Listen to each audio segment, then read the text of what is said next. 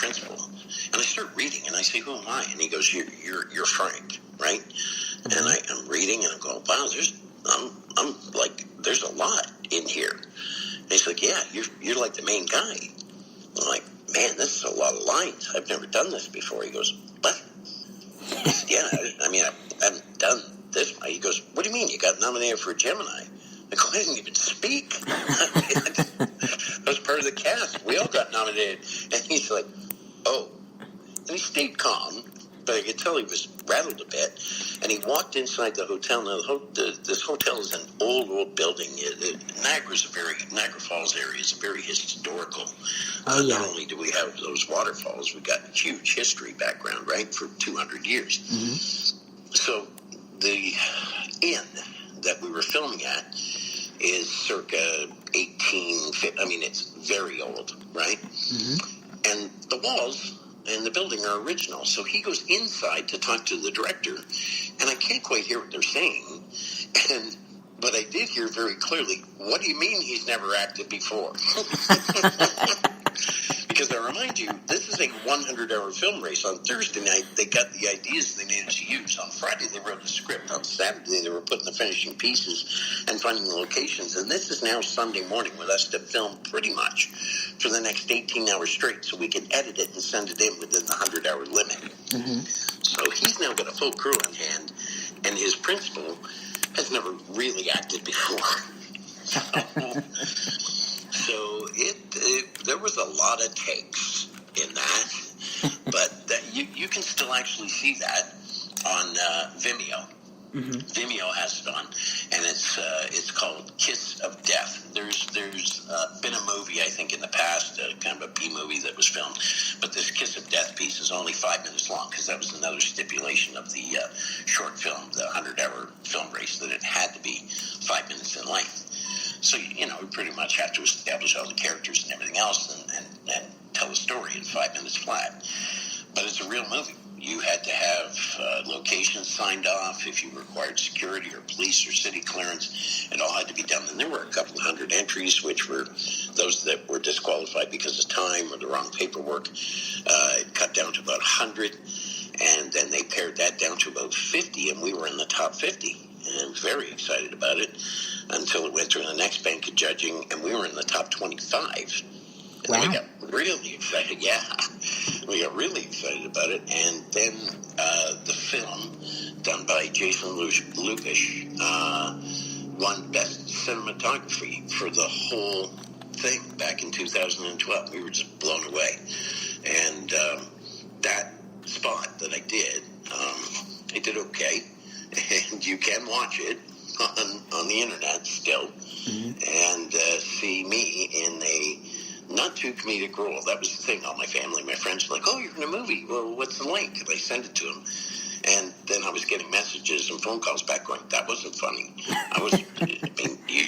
You're like really mean.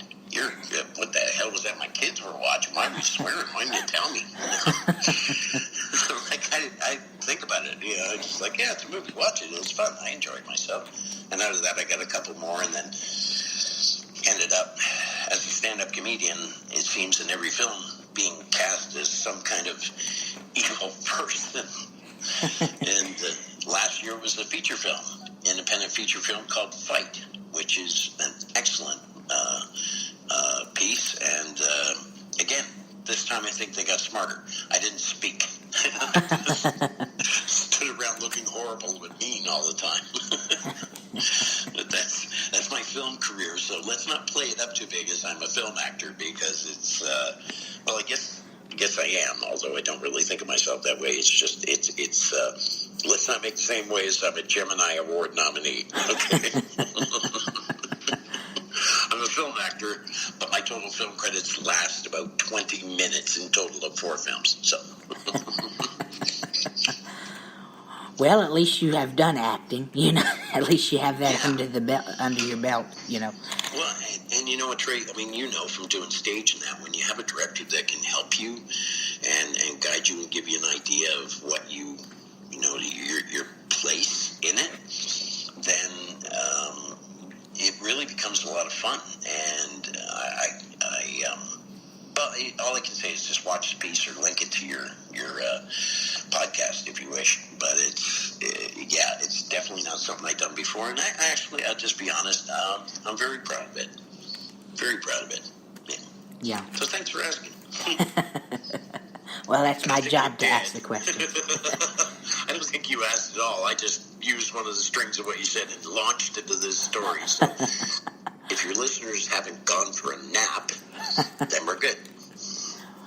Well, I asked all the good questions, and you're giving me great answers, so. Well, thanks. My next question to you is, what is your advice to people who want to become a stand-up comedian? Don't. I mean, I don't need the freaking competition. Knock it off.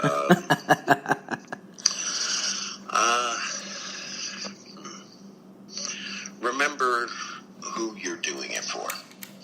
It's not for the back of the room. It's not for the clique of fellow comedians around you. It's for basically two parties. One, yourself, and two, the audience in front of you. So, if you're looking for the accolades of the other comics around you to say, oh, that was a good set, and everything, I mean, it's not real anyway. Until, it's always nice to have that support. I'm not negating it. I'm just saying that what really counts is the people that you're entertaining. Some stand-up comics look at it as an art, and, they look at it and call the audience stupid if they don't get it, or they're just not into it. I'm not changing myself to suit the audience. I disagree with that with all due respect. And when people say with all due respect, they're usually going to disrespect you. But, it's show business. So you're doing a show. It's business. The result is you're supposed to make them laugh, and the audience is the buyer, and you better respect the buyer, because if they keep coming out, you keep doing what you're doing. And that's the best thing I can say to young comics is remember that you're there to entertain the audience. You want to please yourself, you want to be honest with yourself, but you're not there to entertain yourself, and you're certainly not there to entertain the other comedians. That kind of approval and that kind of recognition will come as you develop and get better.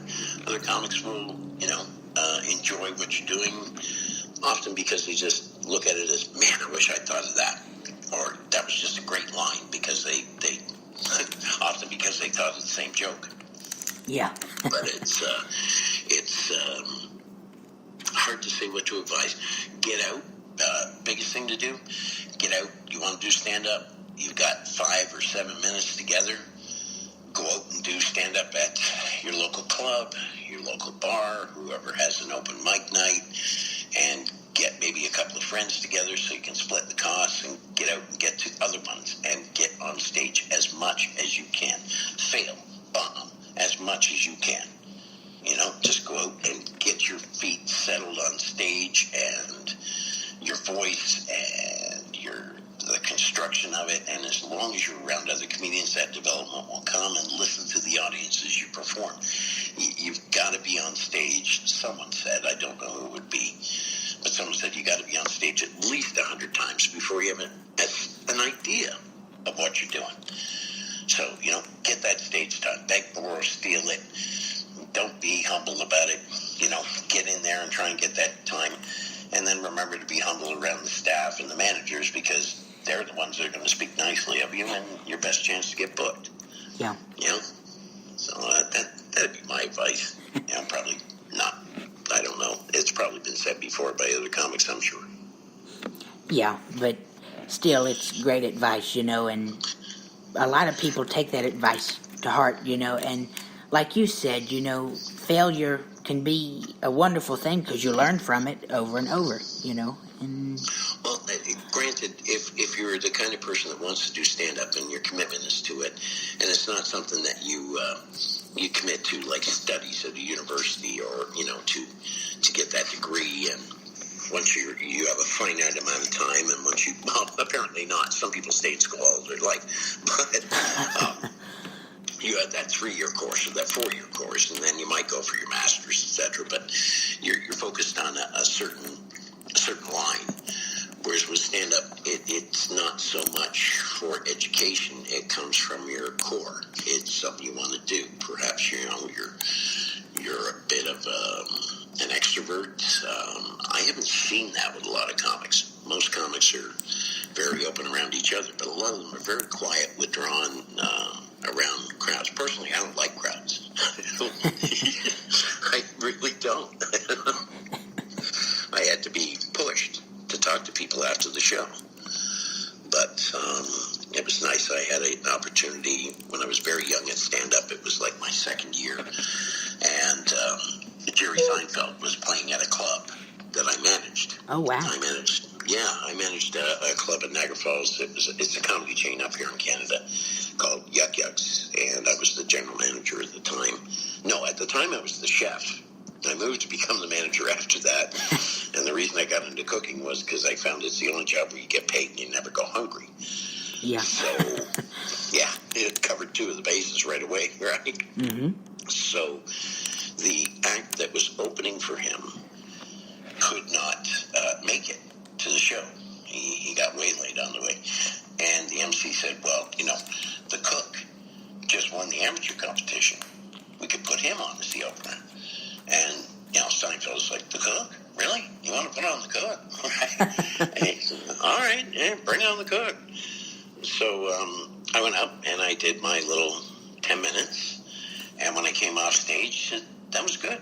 He says, can you do that without swearing? And I said, yeah, because Jerry doesn't, I just say Jerry like I know him, right? But it's like, yeah, oh, sorry, I got to put you on hold, Trey. Jerry's on the other line. That's not going to happen. Chris Rock is trying to break in too. But when he came off stage, he was very kind to me, and he said, I don't swear in my act, so if you could just clean up a couple of the F words that you used. And he goes, and I just think you're being nervous. They're not necessary. He says, you can open for me for the rest of the weekend.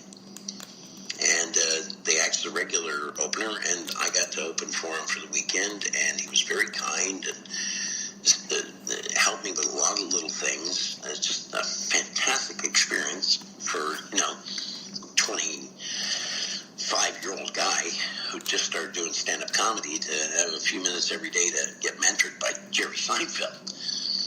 And one of the things he told me that was nothing to do with stand-up on stage, but was very important, and I watched him do it, was as people were leaving the club and, giving him credit and thanking him for a great show and just really enjoying it. He said to me, it takes a lot for people to break that wall, to come up to you. He says, most people are like that. Some people are just gregarious, and they'll come right up and say, hey, great show, I really enjoyed it. He says, but a lot of folks are very hesitant, and you can see it in their body language, but they want to speak to you. They want to do that. Mm-hmm. So what he would do is he would take their thanks very graciously, and then he would ask them something about them. And the same reaction from every single person. It's just like, holy crap, he wants to know something about me? What the hell? And he would talk to them for just a minute about them, and he gave me the sense that, you see, this makes a connection with people. And if you build a fan base, then people will come out to see you. So he's not just a brilliant stand-up comic. He's very, very smart from a human side, understanding that business is built on fans and people connecting with you. And that connection is important while you're on the stage, but even so afterwards. So I thought that's something I could pass on to, somebody who's starting out that maybe they haven't heard before, and that is to be humble when people come up to say, good show, and put a genuine interest in that person who is breaking that fourth wall and screws up the courage to come up and tell you were good. I don't mean your best friends. I don't mean people who've seen you before.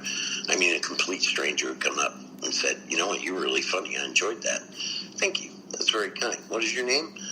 And what do you do? Not like a hi, how are you, where are you from, happy birthday kind of comedian thing, but genuine interest in another person.